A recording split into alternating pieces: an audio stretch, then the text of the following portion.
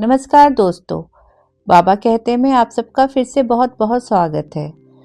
क्या आपने कभी महादेव से कुछ मांगा है और लगा कि उन्होंने सुना ही नहीं? क्या कभी ऐसा हुआ कि आप मंदिर गए, जल चढ़ाया, हाथ जोड़े, लेकिन वापस आए तो वही खालीपन था?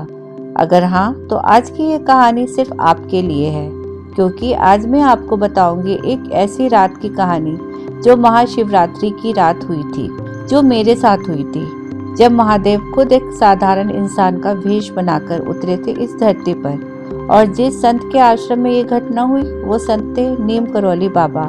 इस वीडियो को अंत तक देखिए, क्योंकि बीच में छोड़ा तो वो सबसे जरूरी बात नहीं सुन पाओगे, जो शायद आज आपकी जिंदगी बदल दे। दोस्तों, महाशिवरात्रि को लोग एक त्योहार समझते हैं, लेकिन जो लोग सच में जानते हैं वो कहते हैं ये एक त्योहार नहीं है, ये एक दौर है, उस कैलाश का दौर जहां महादेव बैठते हैं। शास्त्र कहते हैं कि इस एक रात को किया गया जप 1000 रातों के बराबर होता है। इस रात अगर एक आंसू भी सच्चे दिल से बहे तो वो सीधा महादेव तक पहुंचता है, लेकिन एक शर्त है, और वो शर्त है निर्मल मन। अगर मन में अहंकार है, शिकायत है, तो कितना भी जल चढ़ाओ, कितनी भी घंटियां बजाओ, महादेव उस दरवाजे पर नहीं आते। और यही बात मुझे उस रात समझ में आई। नीम करौली बाबा को दुनिया हनुमान भक्त के रूप में जानती है, और ये सच भी है, लेकिन बहुत कम लोग जानते हैं कि बाबा की आत्मा महादेव से भी उतनी ही गहराई से जुड़ी हुई थी। बाबा खुद कहते थे, हनुमान भक्ति का रास्ता दिखाते हैं और शिव मुक्ति का दरवाजा खोलते हैं। हर शिवरात्रि पर बाबा पूरी रात जागते थे, न कोई शोर, न कोई उत्सव, बस मौन। और उस मौन में वो ओम नमः शिवाय, ओम नमः शिवाय जपते रहते थे। शिष्य कभी कभी पूछते, बाबा आप इतनी साधना क्यों करते हैं? आप तो खुद इतने बड़े संत हैं। बाबा मुस्कुराते और कहते, जब शिव बुलाते हैं तो कोई बहाना नहीं चलता बेटा। इतना सुनकर सब चुप हो जाते, क्योंकि बाबा जब कुछ कहते थे तो उसमें कोई भी भाव नहीं होता था, बस सच होता था। तो अब आती है वो रात, महाशिवरात्रि की रात।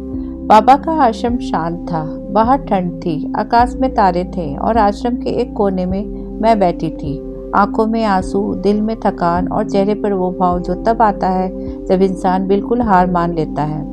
मैं पिछले कई महीनों से टूटी हुई थी, नौकरी चली गई थी, घर में माँ बीमार थी, कर्ज था, और हर तरफ से दरवाजे बंद लग रहे थे। मैं बाबा के पास गई थी, आखिरी उम्मीद लेकर। मैं बाबा के सामने बैठी, हाथ जोड़े और कांपती आवाज में बोली, बाबा मैं बिल्कुल हार गई हूँ। मैं बहुत रोई, बहुत मिन्नतें मांगी, लेकिन कुछ नहीं बदला। अब लगता है या तो आप सुनते नहीं, या मेरी किस्मत में सिर्फ दुख ही लिखा है। मेरी आंखों में आंसू थे। मुझे ऐसा महसूस हुआ जैसे बाबा की मूर्ति मुझसे बात कर रही हो, और उनके अनकहे शब्द थे, बेटी घबराओ मत, बस इतना करो, आज की रात शिव से शिकायत मत करना, बस सुनना। मुझे कुछ समझ में नहीं आया, लेकिन बाबा की बात को टालने की हिम्मत भी नहीं हुई। मैं वहीं बैठ गई, जप करती रही, ओम नमः शिवाय, ओम नमः शिवाय। घड़ी आगे बढ़ती रही, रात गहरी होती रही, और फिर सुबह के करीब 4 बजे आश्रम के दरवाजे पर एक बूढ़ा साधु आया, कांपता शरीर, झुकी हुई कमर। वो बोला, बेटी थोड़ा पानी मिलेगा? मैं थकी हुई थी, रात भर जागी हुई थी, मन पहले से टूटा था। मेरे मुंह से निकला, यहाँ खुद इतने दुख में हूँ, और ये, लेकिन बीच में ही बाबा की आवाज कानों में गूंजी, बस सुनना। तभी मैं उठी और उनको पानी लाकर दी, कंबल उड़ाया। साधु ने पानी पिया और मेरी ओर देखा और धीरे से मुस्कुराया, और फिर वो साधु न जाने कहाँ चले गए। वो साधु वहाँ नहीं थे, मैं अकेली खड़ी रह गई। मैं सीधे बाबा की मूर्ति की तरफ गई और कांपती आवाज में बोली, बाबा वो साधु कौन था? वो गायब कैसे हो गया? ऐसा लगा बाबा मुझे जवाब दे रहे हो कि जिससे तू शिकायत कर रही थी ना, वही आए थे, मतलब महादेव। मेरी आंखें भर आई, मानो बाबा मुझे समझा रहे हो कि शिव शब्दों से नहीं, व्यवहार से खुश होते हैं। तू पूरी रात रोती रही, मांगती रही, लेकिन जब असली परीक्षा आई तो उठी, थकी हुई थी, टूटी हुई थी, फिर भी तू उठी, किसी और के दर्द के लिए उठी, बस यही काफी था। मैं फूट फूट कर रो पड़ी, और आगे जो हुआ वो किसी चमत्कार से कम नहीं था। कुछ ही दिनों में एक पुराना दोस्त मिला जिसने नौकरी के लिए प्रपोजल दिया, और मुझे बहुत अच्छी नौकरी मिली। माँ की तबीयत धीरे धीरे ठीक होने लगी। कर्ज का बोझ हल्का होता गया। सबसे बड़ी बात यह हुई कि मेरा टूटा हुआ विश्वास वापस आ गया। और एक बार विश्वास वापस आ जाए तो इंसान खुद रास्ता बना लेता है। दोस्तों, बाबा ने जिंदगी में एक बात बार बार कही, शिव मंदिर में नहीं खोजे जाते, शिव मन में मिलते हैं। हम सोचते हैं भक्ति मतलब जल चढ़ाना, दीपक जलाना, मंत्र बोलना, ये सब जरूरी है, लेकिन ये काफी नहीं है। अगर घर से मंदिर जाते वक्त किसी जरूरतमंद को देखकर मुंह फेर लिया तो वो जल महादेव तक नहीं पहुंचता। अगर दीपक जलाया है लेकिन मन में किसी के लिए नफरत जल रही है तो वो दीपक महादेव ने नहीं देखा। महाशिवरात्रि पर सिर्फ जल मत चढ़ाइए, अपना अहंकार बहाइए। सिर्फ दीपक मत जलाइए, अपने भीतर का अंधेरा जलाइए। और अगर आप सच में सच्चे दिल से दयालु हैं, धैर्यवान हैं, तो समझ लीजिए महादेव आपके साथ हैं, आज भी, अभी भी। और दोस्तों, आज मैं आपको एक छोटी सी साधना देती हूँ, बहुत आसान है।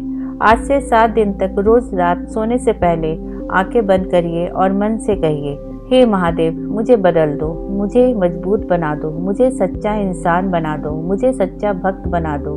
बस इतना, कोई लंबी पूजा पाठ नहीं, बस सच्चे मन से इसे दोहराएं और विश्वास रखिए, बाबा सुन रहे हैं, महादेव भी सुन रहे हैं, क्योंकि जो पुकार सच्ची होती है वो कभी अनसुनी नहीं रहती। दोस्तों, अगर आज की कहानी आपके दिल तक पहुंची तो एक काम कीजिए, एक पल के लिए रुकिए, आंखें बंद कीजिए और महादेव का नाम लीजिए, क्योंकि शायद आज बाबा ने आपको इस वीडियो तक इसलिए भेजा। महाशिवरात्रि सिर्फ एक तारीख नहीं है, ये मौका है नए सिरे से शुरू करने का, पुराने दर्द को छोड़ने का और महादेव से फिर से जुड़ने का। बोलिए मेरे साथ, हर हर महादेव, जय बाबा नीम करौली। अगर ये वीडियो आपको अच्छा लगा तो लाइक जरूर करें, और जो भाई बहन महाशिवरात्रि पर महादेव से जुड़ना चाहते हैं उन तक ये वीडियो जरूर पहुंचाएं, क्योंकि बाबा कहते हैं जो एक बार शिव से जुड़ गया वो कभी अकेला नहीं रहता। मिलते हैं अगली वीडियो में। शुक्रिया।